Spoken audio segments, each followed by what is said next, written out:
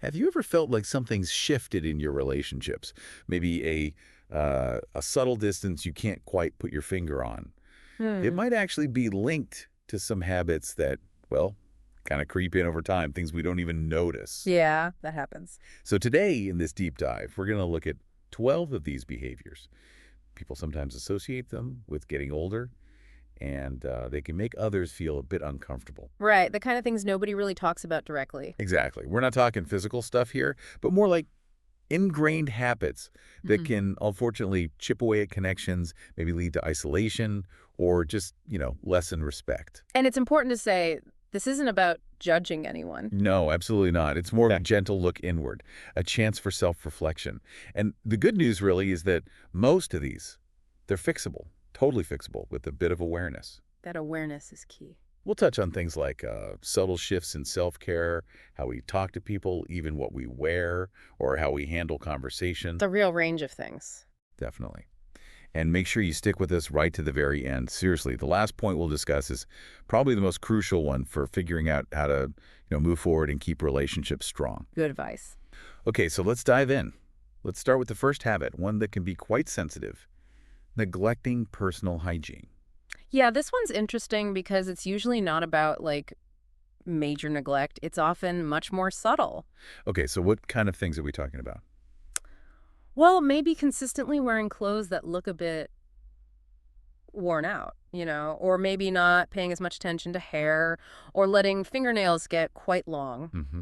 Or sometimes a body odor that the person themselves might not even notice anymore. It happens. Right, and there's this societal expectation around self-care, isn't there? Yeah. It's almost automatic for most of our lives. It is. But as we get older, energy levels can change, routines shift. And maybe that internal feeling changes too. Yeah. That's sort of what's the point, feeling you mentioned earlier.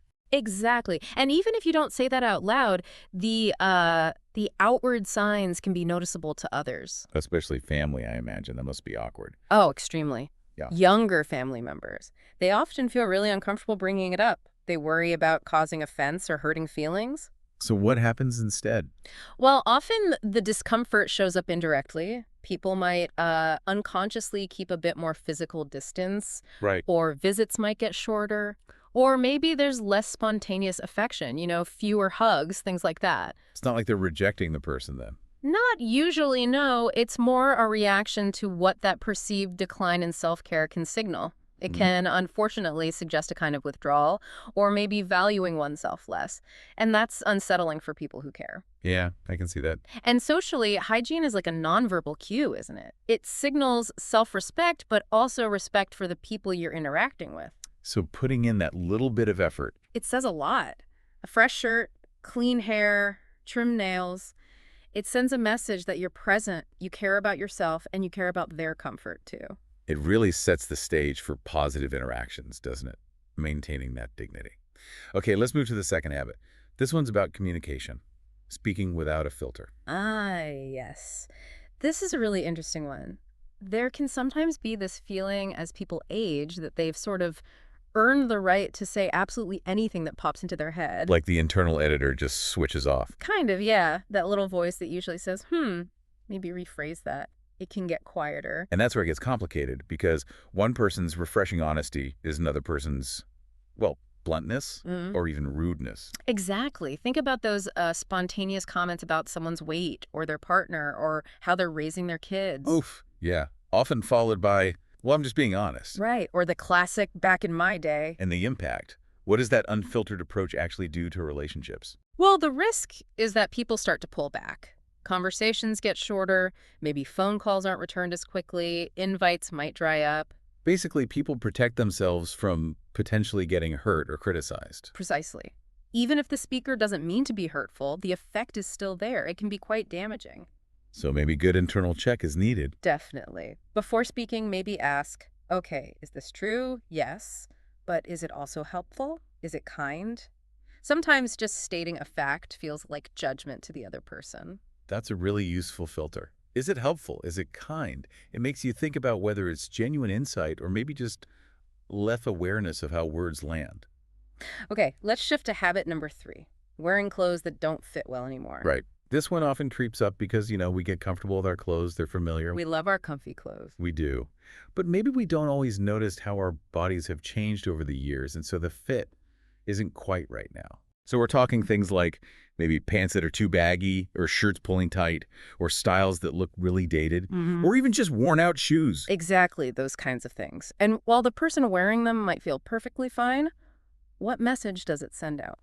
What does it signal? Well, it's subtle, obviously. People aren't likely to say anything directly about your clothes, but ill-fitting or very outdated stuff can sometimes communicate a kind of lack of engagement with the present, maybe even hinting at less self-care again. It's not about chasing fashion then. Not at all. It's more about showing you're paying attention to your current self, how you present today. There's definitely a difference, isn't there? You see some older people who just look sharp, clothes fit well, and you think, wow, they really respect themselves. Exactly. It projects self-respect, engagement with life. It says you still value yourself enough to pay attention to those details. And that influences how people see you and interact with you. It really does. It's a visual cue about how you feel about yourself. Makes sense. Okay, number 4.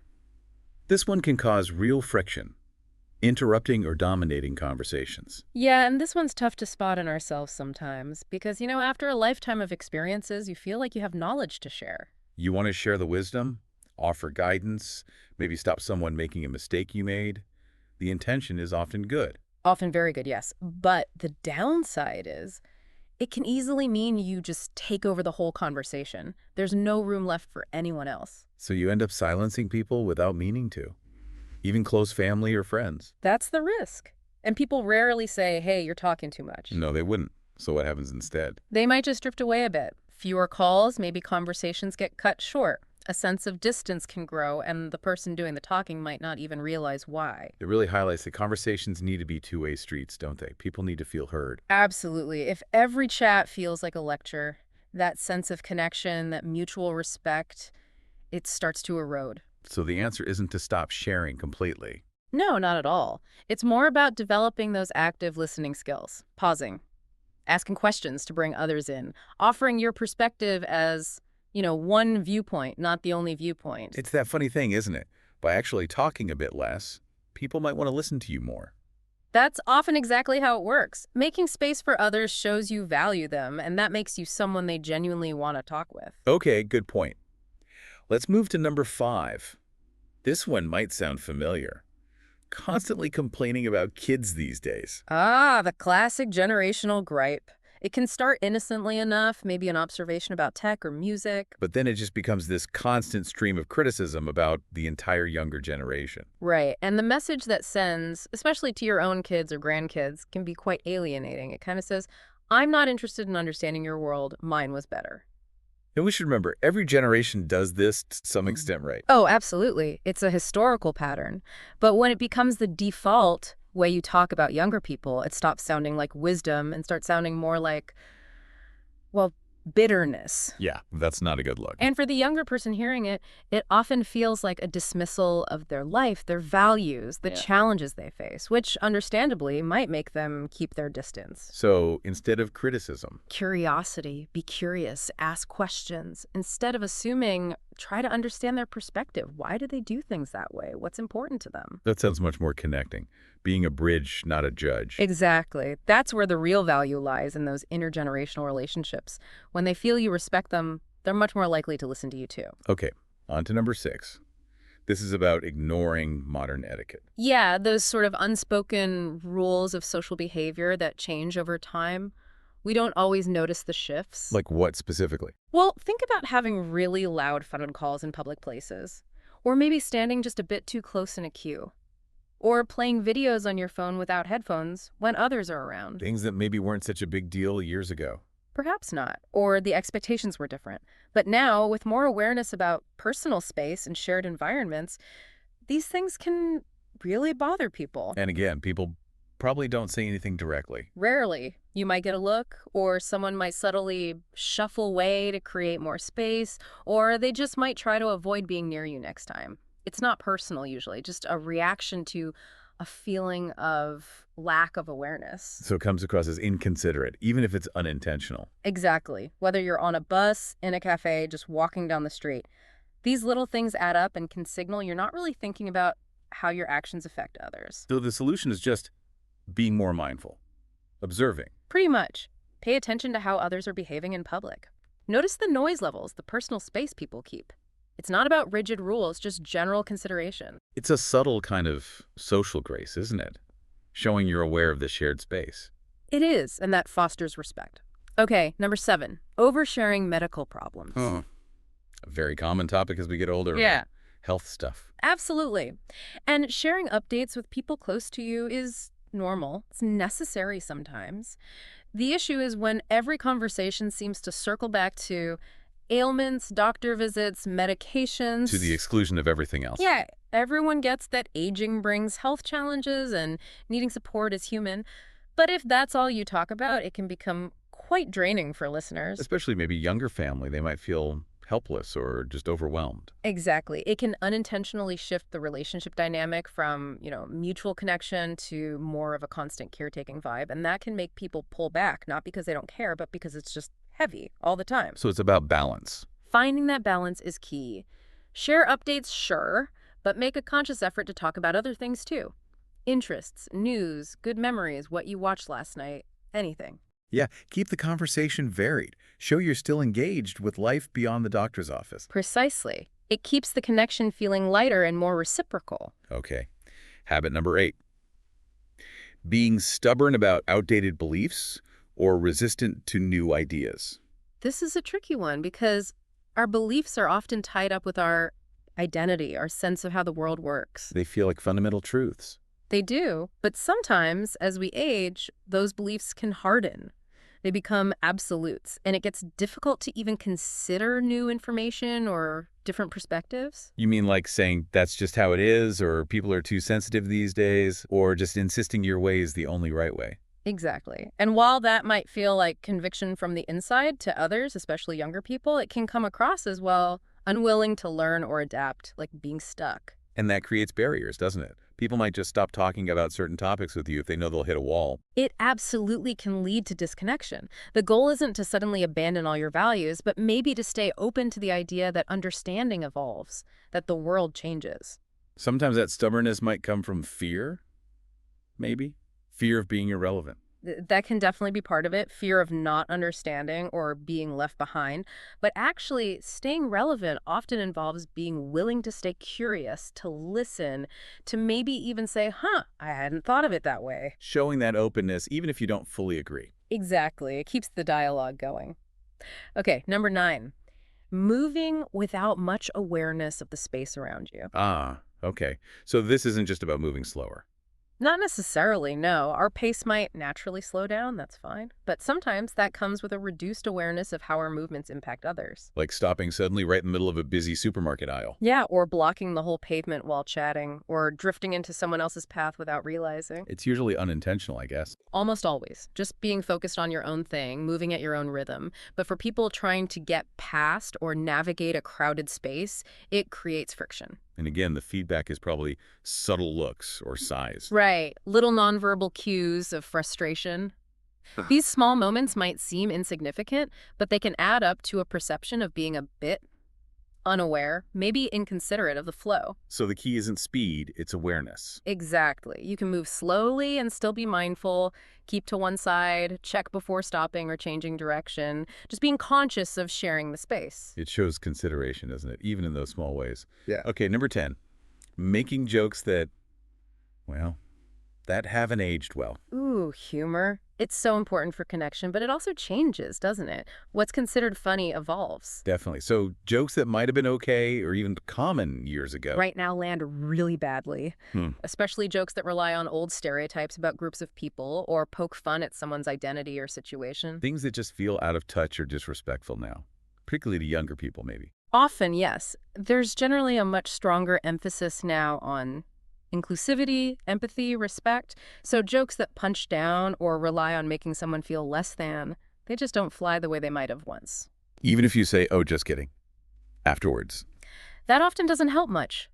People might laugh politely to avoid awkwardness, but inside they might feel uncomfortable or judged, and they might distance themselves later. So it's about thinking twice before telling certain jokes. Yeah, maybe asking yourself, Is this funny because it's clever or because it's putting someone down? Uh, Focusing on humor that's maybe self-aware, observational, or just generally lifts people up, that tends to work much better across the board. Using humor to connect positively, not create divides. Got it. Echo. Okay, number 11. Acting helpless when you're actually capable. This is a really nuanced one, because obviously sometimes we genuinely need help as we get older, and asking for it is totally okay. Of course. But this is about a pattern of acting helpless, constantly asking others to do things you could still manage yourself. Like always saying, oh, can you just do this for me? Or I don't understand this tech, even for simple things. Exactly. Over time, if that happens a lot, loved ones can start to feel less like partners or family and more like constant assistants or caregivers. And that can lead to resentment, I imagine. Feeling taken for granted. It really can. And sometimes that helplessness isn't even about real inability. Maybe it's fear of getting it wrong or reluctance to learn something new or maybe even a way to get attention. So what's the alternative? Well, often just demonstrating effort is really appreciated. Trying to do something yourself, even if it's not perfect, shows you're still engaged. It's admired more than just defaulting to, I can't. It maintains your own sense of independence too, doesn't it? Absolutely. And it keeps the relationship dynamic healthier. It's about finding that balance between genuine need and, unnecessary dependence. Makes sense. Okay, we've reached the final one, number 12, and you said this one was particularly important. I think it really underpins a lot of the others, in a way. It's about pretending or insisting that you're always right. Huh. The I've lived longer so I know best attitude. Sort of, yeah. It comes from a place of experience, often. You've seen a lot, learned a lot, navigated challenges. It's natural to feel you have valuable insights. You feel like you've earned the right to have the answers. Exactly. But the potential problem is when that feeling turns into an inflexible need to be right all the time. When being right becomes more important than actually connecting with the person you're talking to. How does that show up? Like constantly correcting people's stories. That's one way. Or insisting that your way of doing something is the only correct way. Or just dismissing someone else's opinion outright without really listening. Because you're so certain you already know the answer. Right. And the intention might be to share hard-won wisdom, but the impact. It can make people feel like their own thoughts, their experiences, their feelings just aren't valid or aren't valued by you. And then what happens? They just stop sharing. They often do. They might avoid bringing up certain topics or just nod along without really engaging because they know their view will just be shot down. It shuts down real dialogue. It sounds like it might come from a place of needing to feel safe or in control. That's often a big part of it, yes. An underlying insecurity, perhaps. But real wisdom, I think, isn't just about having knowledge. It's also about knowing when and how to share it, and knowing when to just listen. Knowing when to let others explore their own ideas, even if you think they're heading the wrong way. Exactly. Offering perspective gently, being open to hearing theirs, valuing the connection more than winning the point. That's what people truly respect and respond to. So prioritizing the relationship over being right. In the long run, yes. How you made people feel heard, respected, valued, that's what lasts. Not whether you won every single argument. Wow, okay, that's a really powerful final point. So as we wrap up, just think about those 12 habits we've discussed. Yeah, take a moment for some gentle reflection. See if any of them resonate, maybe just a little bit, in your own life or interactions. And remember, this isn't about blame or feeling bad. Not at all. It's just about awareness, spotting potential blind spots. Because the great thing is, we can always learn, always adjust. These habits don't define you. They're just patterns, and patterns can be changed. Aging well is so much about that continuous growth, isn't it? Staying connected, being someone who brings warmth. Definitely. Think about how even tiny shifts in how you interact could really boost your relationships and just your own feeling of well-being too. Small changes can make a huge difference. Absolutely. So we hope this deep dive gave you some food for thought. Don't forget to subscribe if you want more conversations like this. And maybe try consciously incorporating some of this awareness into your interactions this week. Yeah, give it a go. And we'd love to hear from you. Leave a comment below. Let us know which habit maybe sparked a thought or what steps you might consider. Your insights are always really valuable to us.